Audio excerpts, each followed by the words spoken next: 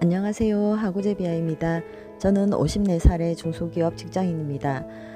저는 실업계 고등학교인 여상을 졸업하고요. 30년 가까이 중소기업 격리라는 직업으로 지금 직장 생활을 하고 있습니다. 오늘 영상에서는 중소기업 직장 생활에서 아주 중요한 연봉 인상에 대해 이야기해 보려고 합니다.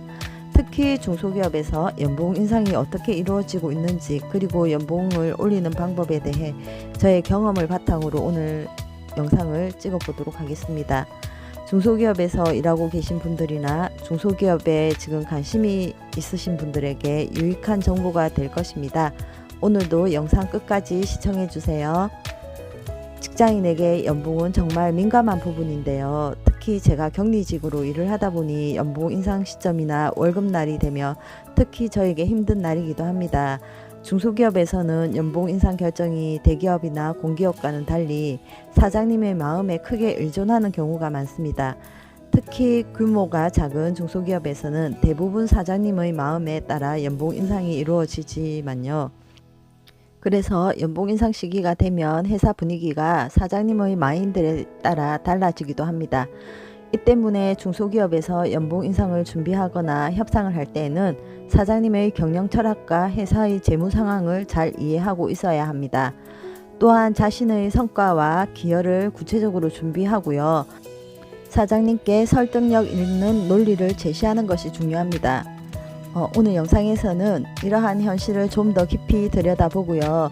연봉 인상을 효과적으로 준비하는 방법에 대해 저의 경험을 바탕으로 말씀드리겠습니다.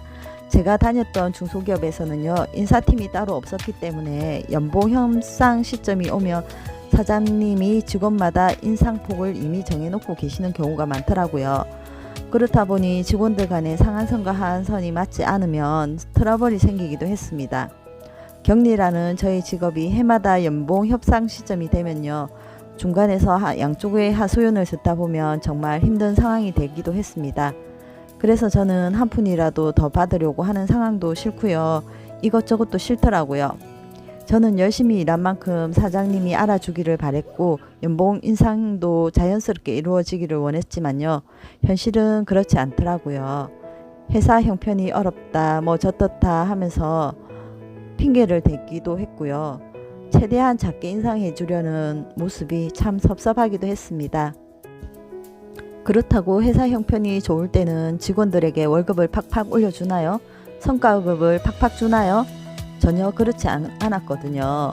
하루는 저희 회사에도 새로운 여직원이 들어오면서 그 직원의 연봉을 맞추기 위해서 제 연봉도 인상이 되었습니다. 그 덕분에 제 연봉이 평상시보다 많이 올라갔었죠. 그 여직원 덕분에 저희 연봉이 인상되었는데요. 그 이후로는 저를 핑계로 또는 그 직원을 핑계로 저희 둘의 연봉 인상이 제대로 이루어지지는 않았습니다. 나중에 제가 퇴사를 하고 들으니 그 여직원은 제가 퇴사한 이후에 파격적인 연봉 인상을 요청했다고 하더라고요. 정말 똑똑한 직원인 것 같습니다. 그런데 제가 만약 그 여직원의 입장이었다면 저는 그렇게 행동할 수 있었을까요?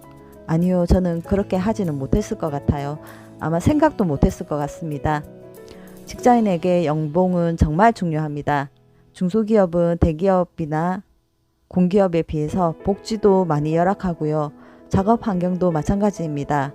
그렇다면 가능한 한 최대한 많이 받을 수 있도록 연봉 협상을 해야겠지요. 자신이 받고 싶은 현실, 가능한 연봉의 인상폭의 마지노선을 미리 정해 놓으세요. 상한선과 하한선도 미리 정해 놓으세요. 그리고 수단과 방법을 가리지 말고 협상을 하세요. 내가 농땡이 치지 않고 열심히 일한다면 사장님도 그 직원이 회사를 위해 열심히 일하는 것을 아마 인정하실 겁니다. 그러면 어느 정도에 맞춰 줄 수밖에 없을 겁니다. 그리고 때때로는 뻔뻔해지셔도 괜찮습니다. 내가 그 직장에 다니고 있는 한 그 회사에서 열심히 일하면 되는 것이니까요. 중소기업에서 연봉 인상폭은 다양합니다. 격리의 월급은 어느 정도인지 제 월급을 기준으로 2012년부터 2021년까지 다녔던 회사에서 받은 월급을 보여드리겠습니다.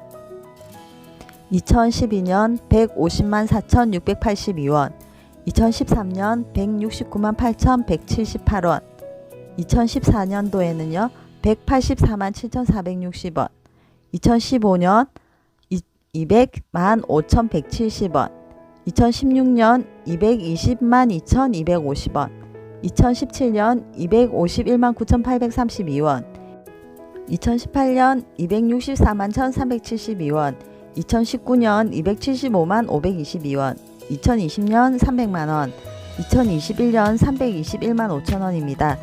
사실 지금은 이직을 해서 그만큼은 못 받고 있지만요. 2012년도에는 인상폭이 11%였고 2020년도에는 300만원 가까이 받았으며 2021년도에는 321만 5천원으로 7% 정도 인상이 되었습니다.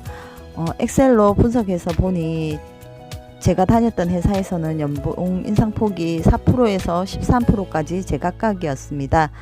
저는 아직도 계속 다니고 있었다면 지금쯤 얼마를 받고 있을지 궁금하네요. 4%처럼 낮은 인상폭은 의미가 없다고 느껴지기도 합니다. 해마다 사대 보험과 세금이 오르고 물가도 해마다 오르는데요. 직장인의 월급은 그대로라는 현실이 참 서글프기도 합니다. 저는 지금 최저임금보다는 많이 받고 있지만요. 월급이 통장만 스치고 지나가는 느낌입니다. 대출금과 공과금, 생활비와 카드값으로 다 빠져나가고요. 하루하루 똑같은 일상을 반복하며 이렇게 살아야 하는 걸까요? 여러분들도 열심히 살고 계시고 또 투잡이나 쓰리잡을 하시는 분들도 계시더라고요. 취직이 안 되어 힘드신 분들도 어떻게 해서라도 취업을 하려고 노력도 하시고 계시잖아요. 저도 그랬습니다. 하나밖에 모르고 내가 할 수 있는 직업이 이거밖에 없다는 생각에 나이가 들어서도 다른 일을 해보고 싶었지만 어떻게 하다 보니 다시 격리라는 직업으로 재취업을 하게 되었고요. 나이가 들어서 직장 생활이 쉬운 것만은 아니더라고요. 나이가 또 들어갈수록 눈치도 보이고요. 지금 이 직장에서 얼마나 더 다닐 수 있을지도 고민이 됩니다. 그 다음부터는 무엇을 해야 할지 계속 고민이 되더라고요.